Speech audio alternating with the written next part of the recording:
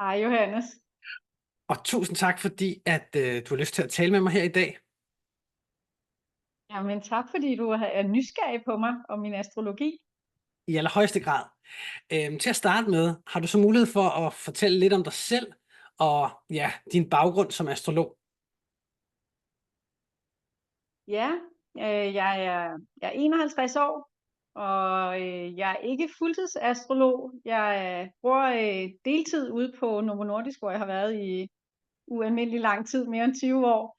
Men jeg har så været arbejdet med astrologi ja, en hel del år. Jeg blev nysgerrig på det tilbage i 2013, hvor jeg havde mit første møde med astrologien. Og så troede jeg bare, at jeg skulle have et enkelt semester og lige finde ud af, hvad det gik ud på. Og så er jeg fuldstændig havnet i den der syltekrukke, man aldrig kommer op af igen. Så har jeg praktiseret så småt siden 2018. Klart. Og nu nævner du årstallet 2013. Hvad var det, der var skelsættende der med hensyn til din indgang til astrologien? Jamen det var egentlig min søn, der skulle udredes og på specialskole. Og så tog jeg orlov fra arbejdet for at støtte op om ham. Og der var så nogen i vores netværk længere ude, som havde hørt om det, og der var så en meget perifert, der tilbød, han var astrolog, og tilbød, om han kunne se på min søns horoskop. Og hverken min mand eller jeg troede på den slags nonsens, men vi synes, at det var det mest høflige at tage imod tilbuddet. Så viste det sig jo bare, at det var jo fuldstændig imponerende, hvad astrologien kunne, og det var også en virkelig dygtig astrolog. Så det fangede min interesse dengang. Klart. Og så, så startede det der i 2013, og så hvis man kigger på din hjemmeside for eksempel, så har du en ret imponerende liste af uddannelser bag dig, både inden for det astrologiske, men også for domæner, som grænser så op af det astrologiske. Ikke at vi skal gennemgå dem alle sammen lige nu, men sådan, har du lyst til at koble et par ord på, bare sådan, hvad din uddannelsesmæssige baggrund er inden for det her felt? Ja, altså det du tænker på, det er formentlig, at jeg har sådan forskellige energiarbejde Ja, præcis. uddannelse ved siden af. Ja. Jamen det var fordi, altså det rystede jo fuldstændig mit verdensbillede, at der var noget med de her planeter, der kunne påvirke vores liv her på jorden.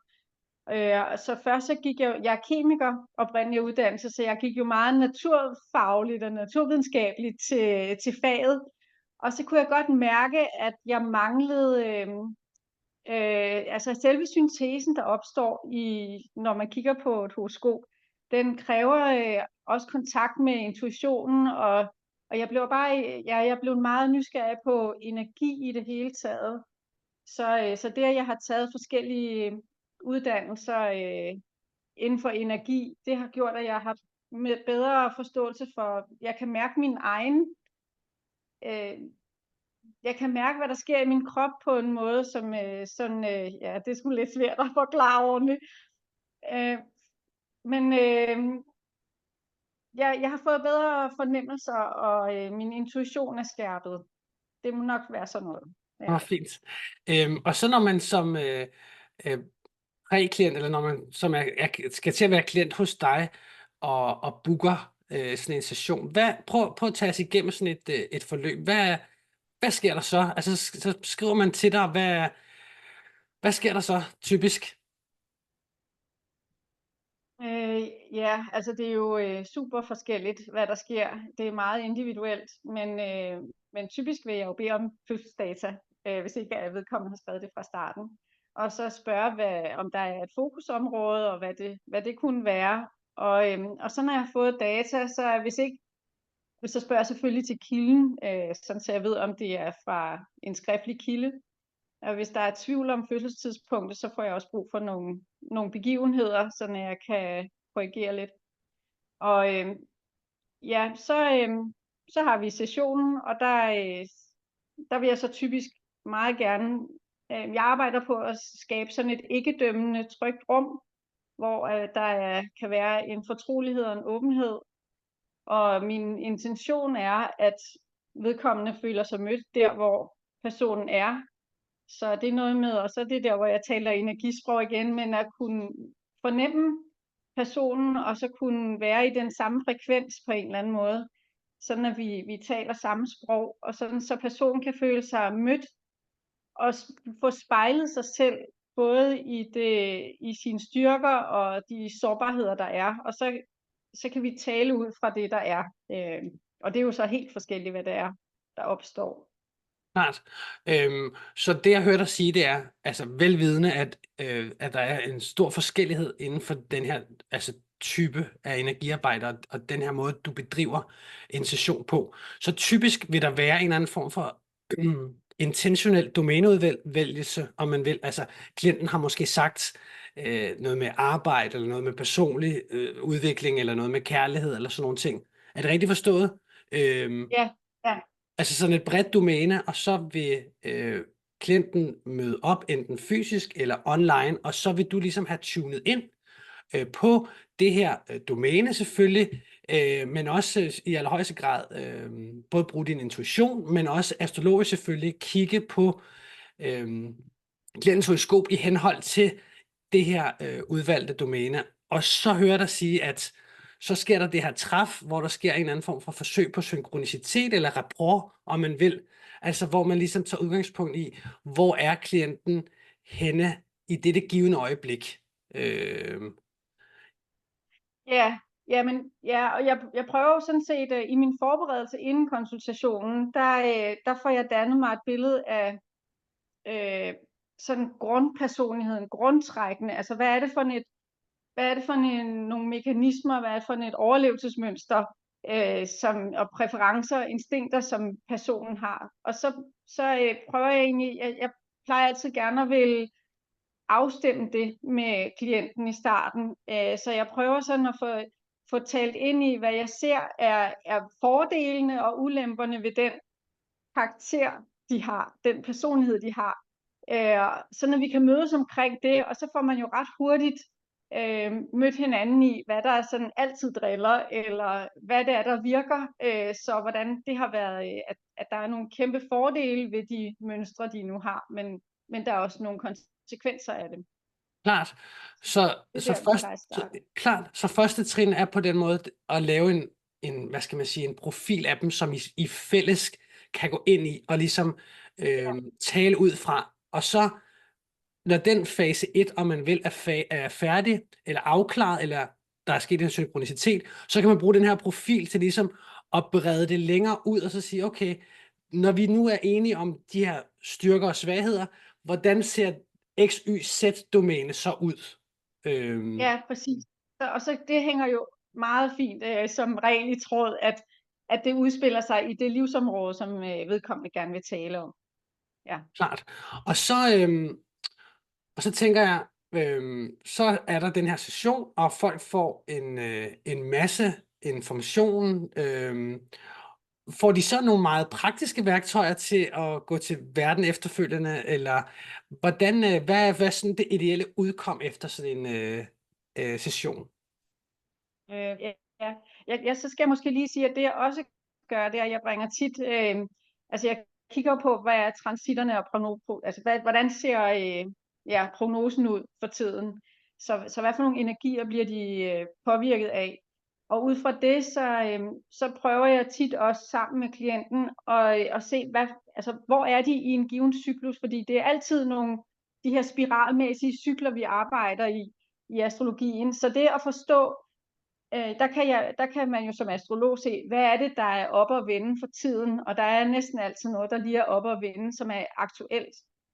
Der prøver jeg så at spejle, hvad sidst de var der, eller hvor det tidligere trin i den cyklus, hvad gik den ud på, sådan så at vi sammen også får pillet ud, at de selv kan genkende en historik i deres liv, hvor at noget af det samme har udspillet sig, at der var et kapitel 1 og et kapitel 2, og nu er de i kapitel 3. Så det er en af mine, det er noget af det, jeg rigtig gerne vil have som et outcome, det er, at de kan begynde, at de kan se perspektivering i livet, og at de kan se den her spiral, og hvordan de vender tilbage til et nyt sted inden for det emne, det nu handler om, ikke? Wow. Så det er en af delene, og det kan jo så gøre, at jeg gerne vil have, at de kan gå hjem og tænke videre over deres liv, og sådan begynde at se sammenhæng i deres liv, Det er sådan en ting. Men så kan der også være sådan nogle, jeg er meget praktisk anlagt, og det er nok kvæg min sidegeschæft eller på Novo. Så jeg vil jo gerne give dem noget helt konkret, og det kan være, altså hvis de nu for eksempel tit så definerer de jo selv nogle ting, de kan se på det hele, at de bliver nødt til at gøre. Og hvis det så for eksempel er, at de bliver nødt til at have en svær samtale med deres chef, så snakker vi om, jamen, hvornår vil vedkommende synes, den skal være holdt. Og så kan de faktisk sige, men hvis det skal være inden for 3 uger, og de synes, det er realistisk, så kan jeg godt bede dem om at sende mig en sms, når de har haft samtalen. Fordi nogle gange hjælper det, at der er nogen, der følger op. Så jeg kan godt i min egen private kalender, så har jeg forskellige, jeg skal lige huske, at jeg skal modtage en sms, og hvis ikke de sender mig noget, så får de lige sådan et nudge.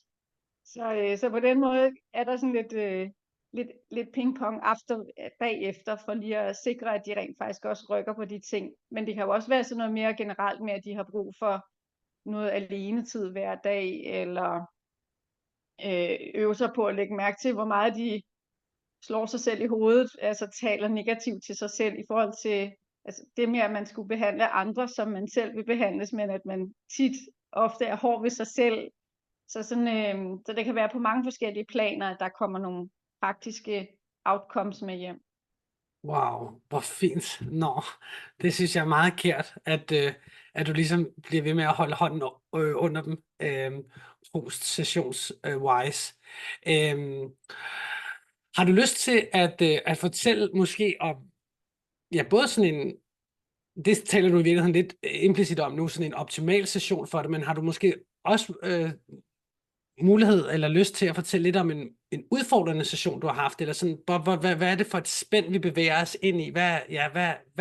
Hvad fungerer for dig i samspillet med en klient, og hvad kan være udfordrende i samspillet med en klient? Ja. Jamen det, der fungerer, det er jo sådan, det kan være flere eksempler af sådan noget med, at jeg modtager den sms, fordi en ting er, at de bliver glade, men jeg bliver simpelthen også så glad, når de rykker på noget, hvor jeg har mærket, hvor vigtigt det er for dem at kunne se, det er det der, det er så svært at tage de der store skridt i livet indimellem. Så jeg jubler jo, hver gang jeg får sådan et checkpoint tilbage. Og ellers så, det er jo en følelse af, at klienten rent faktisk, at man kan mærke, at de får noget ud af det, og at de indser, at de gerne vil et eller andet, eller at de får skabt mod til at gøre noget, som de egentlig gerne vil. Tit og ofte, så er der jo noget, der ligger inde bagved, men at de mangler værktøjer eller mod til at komme videre med det, der banker på. Så det er en god ting. Noget, som kan være, altså jeg har haft en klient, og det er godt nok et par år siden, men det står stadigvæk for mig som et mareridt. Det var en, som slet ikke kiggede indad, og der kan jeg godt se, at jeg er sådan meget psykologisk i min astrologiske praksis, og hun ville bare meget gerne give andre skylden for alting, og jeg kunne ikke finde ud af at få hende til at kigge indad, og det var faktisk virkelig udfordrende. Så folk, der kun vil ydre ting, har jeg faktisk, det er udfordrende for mig. Ja. Det kan jeg virkelig godt forstå. Der er jo der er meget mange diskurser inden for det astrologiske, og mange kasser, selvom at vi i høj grad også prøver at opløse de her kasser. Og dem, der ser den her video, de vil også kende til kasserne sådan psykologisk astrologi og esoterisk astrologi, og måske klassisk eller hellenistisk astrologi. Har du lyst til, fordi det handler jo også meget om sådan, både verdenssyns, og altså ens ontologi, og måden, hvorpå man beskuer tingene. Har du lyst til at koble et par ord på, altså hvis jeg nu skal presse dig selv til at putte dig selv i en kategori, er du så i stand til at putte dig selv i en kategori? Jamen, jeg synes jo ikke, jeg hører helt hjemme i den, men hvis jeg skal putte mig i en kasse, så ender jeg i den psykologiske kasse. Men Men altså, jeg tror på, jeg tror på reinkarnation, og når jeg laver en tolkning, så ser jeg måneknuderne som et, et resultat af mange forrige liv, der er levet i den sydlige måneknude, og så et ønske om, hvor man gerne vil hen i det her liv. Og jeg ser også, når jeg for eksempel tolker ascendanten, jamen så ser jeg både på det umiddelbare møde som den klassiske tolkning, men jeg ser lige så meget det næste skridt, når man ligesom har opfyldt sin personlige ambition op i MC, jamen hvad er det så, der banker på længere inden? Så den tolker jeg esoterisk, og det tager jeg med i mine tolkninger, hvad der er. Sådan efterhånden, som man får åbnet for sin egen bevidsthed, og det er jo alt det psykologiske, vi arbejder med, så åbner vi os op for en større inspiration og intuition. Og jeg tror på, at der er noget, den vil os, det der kommer oppefra, som vi får ind. Så på den måde er det jo, går det længere end det psykologiske, men tit og ofte, så er det i det psykologiske, jeg arbejder mest. Klart, klart.